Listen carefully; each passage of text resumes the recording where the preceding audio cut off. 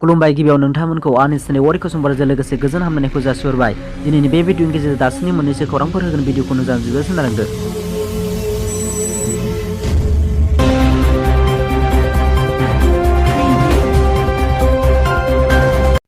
दानिया फैजों गुबै रादाबाव।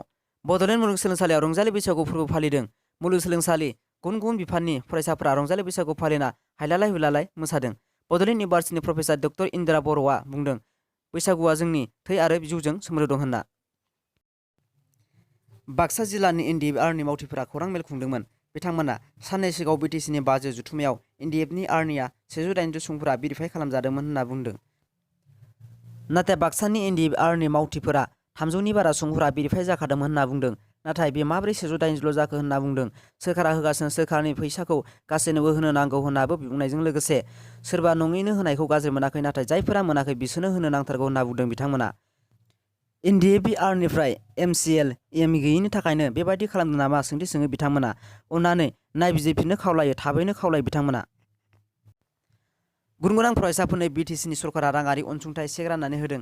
बिटिसिनि सोलोंथाइ बिफाना BTR ओनसोलनि सा 100 फरायसाफोरनो राङारि अनसुंथाइ राननानै होदों। क'क्राझार सहरनि सान्दामारि खाथियाव थानाय आइटि पार्कआव बिटिसिनि सोलोंथाइ बिफाननि बानजायनायाव सा 18 एनआइटि फरायसाफोरनो 2 लाख रां, सा 34 एनआइटि 1 लाख रां, सा 52 एमबिबिएसनो 2 लाख रां आरो सा 72 पिएइचडि फरायसाफोरनो 1 लाख रां होननानै राननानै होयो बिटिसिनि गाहाय खुंगिरि प्रमद बर'आ। रेकर्ड चन्डीगढ़निफ्राय जरहाटसिम खनसेयावनो दावबायनानै बयनिख्रुइबो गोलावसिन हेलिकप्टार सालायनायनि रेकर्ड आइएएफनि स्नुकनि समबारखालि अपारेशन फोरोंथायनि खामानिनि थाखाय स्नुकनि हेलिकप्टारआ दावबायदोंमोन।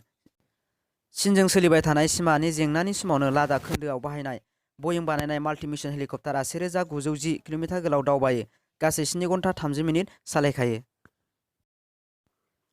पाकिस्ताननि गाहाय मन्थ्रि महरै समायखिरा लानायनि उनावनो भारतनि सोमोन्दै बुंनाय गोदान गाहाय मन्थ्रि शेहबाज शरीफआ बुंदों, भारतजों मोजां सोमोन्दोखौ लुबैयो, नाथाय काश्मीरनि जेंनाखौ सुस्रांनाय जायैसिम बियो असम्भब नङा। बियो बेखेवनाय बिबुंथियाव भारतनि काश्मीराव आर्टिकल 370 बोखारनायनि सायावबो बुंदों।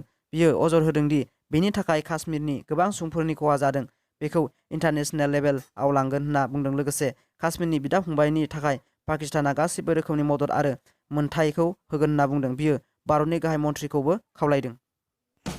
दासिमनि भिडिअ'आ बेखिनियासै। भिडिअखौ नायना मोजां मोनदोंबा लाइक आरो साबस्क्राइब खालाम, मानोना आं गोदान भिडिअ लाबोबाय थानो नाजागोन।